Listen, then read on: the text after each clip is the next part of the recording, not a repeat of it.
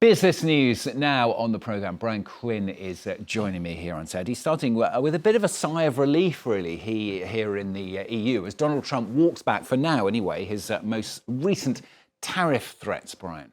So, Stuart, we'll recall on Friday, Trump had threatened to impose 50% U.S. tariffs on all EU goods as early as June 1st, saying that trade negotiations were going nowhere. Well, that deadline has now been pushed back to July 9th after a phone call with European Commission President Ursula von der Leyen. In early April, Trump unveiled 20% reciprocal tariffs, he called them, on Europe, aimed ostensibly at eliminating America's trade deficit with the bloc. Last year, the EU sent some $600 billion worth of U.S. goods to the U.S. while importing just $370 billion in American goods. Bond market turmoil forced Trump to quickly pause those 20% tariffs, but his 10% global tariffs remain in place, as do 25% tariffs on EU steel and aluminum. Brussels had been preparing to retaliate with tariffs on some $100 billion in U.S. goods, including aircraft, cars, medical devices, and computers. European officials have pointed out that the bloc's trade imbalance with the U.S. is essentially evened out when services, not just goods, are accounted for. That fact has made Europe reluctant to make big concessions, much to Washington's frustration. Here's U.S. Treasury Secretary Scott Bessent speaking to Fox News on Sunday. The president believes that the EU proposals have not been of the same quality that we've seen from our other important trading partners. EU has a collective action problem here. It's 27 countries, but they're being represented by the one group in Brussels. So some of the feedback that I've been getting is that the underlying countries don't even know what the EU is negotiating on their behalf. Now, next, it looks like Donald Trump has approved a long-sought takeover of an American industrial icon. Well, Friday saw the president posting on his Truth social network about a planned partnership between U.S. Steel and its Japanese rival Nippon Steel. Trump said the deal will create 70,000 jobs and add $14 billion to the U.S. economy. Nippon Steel agreed to buy U.S. Steel for $14.9 billion in January 2023. That deal, though, was blocked by the Biden administration on national security grounds. Details of the new plan remain unclear, with Trump describing it as an investment to take place over the next 14 months. A true merger would create the world's third largest steelmaker by volume. Both companies have issued statements cheering Trump's comments. U.S. Steel shares jumped by some 20% on Friday, but they remain several dollars below the $55 price offered by Nippon in its takeover bid. Investors evidently trying to parse what exactly this deal is going to entail. Trump says U.S. Steel will remain under American control. Here he is speaking to reporters on Sunday.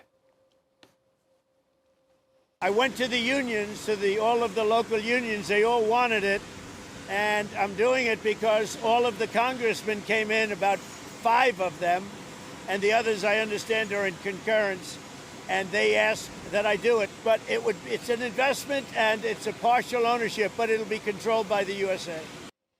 What about the markets then, Brian? How are they shaping up? Well, Nippon Steel shares jumped more than 7% in early trading in Tokyo on Monday. They've since given up a lot of those gains. Still up more than 2%, though, with the Nikkei overall up 1%.